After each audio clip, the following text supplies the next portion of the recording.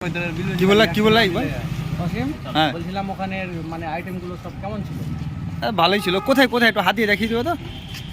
ওই যে গরিব জায়গাটাতে। এই তো এত দিয়েছিলাম, আমার মোবাইলে ফোকাস নিতে পারছে না। যাই হোক, এই রেস্টুরেন্ট আমাদের এই বন্ধু জ্যাগুয়ার গাড়ি নিয়ে এসেছিল আর বিল দিল 6000 টাকা। আরে কি বলবো, আমার ড্রাইভারটাকে এত করে বলছি যে ওখানে রাখিস না, তার সত্ত্বেও এখানে গাড়িটা রেখে আসে। তোমার কমন ডায়লগটা বলে দেবো তো? ঠুসো হারাম করো, ঠুসো হারাম কি খানা ঠুসো।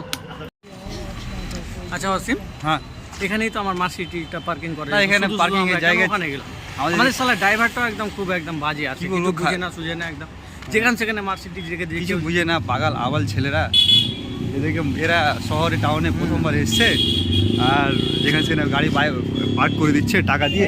এই জন্য ফার্দার আমি চাই যাতে তুমি আমার মার্সিডিজে মানে আনকালচার এরপরে আমাদের ট্রেন ড্রাইভার নিয়ে আসবো, যাতে আমাদের ভালো জায়গায় পার্ক করে, আমাদের যে কষ্ট না করতে। আমরা প্রায় এখন 8-10 পা হেঁটে ফেলেছি, খুব কষ্টে আছি। খাওয়া দাওয়ার পরে এতটা হাঁটা আমাদের উচিত না। তো যাই হোক, কষ্ট করে না। এখানে যথেষ্ট স্পেস আছে, আমার মার্সিডিজটা রাখা। হ্যাঁ, এখানে রাখা ছিল, কিন্তু এখন কিছু করার নেই। তুমি স্ট্যাটাস মেনটেন করতে জানো না, তাদেরকে নিয়ে আসো। এরপরে আমি টাইম যাতে আমি আর কখনোই না দেখতে পাই এদেরকে। আর আমার অসহায় ফ্রেন্ডটিকে দেখে দাও তো, এই যে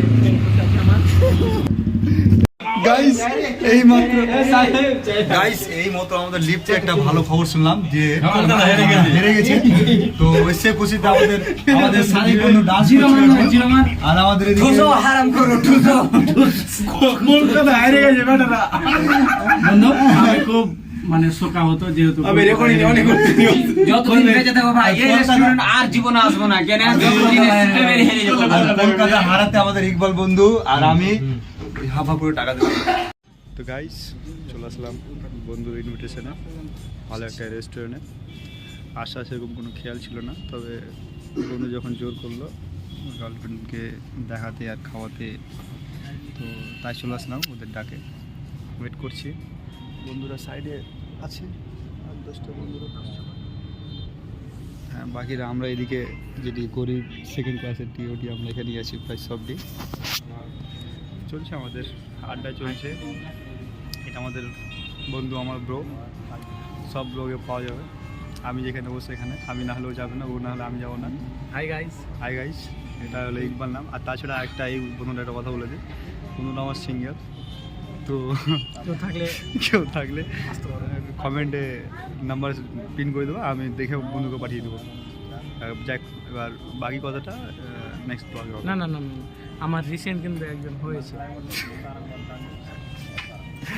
যাক, একজন হয়েছে, কিছু বলেনি। হ্যাঁ, আর তার নাম যেন কি, কিছু একটা আছে, কিছু একটা আছে, সামন আছে, কিছু আছে।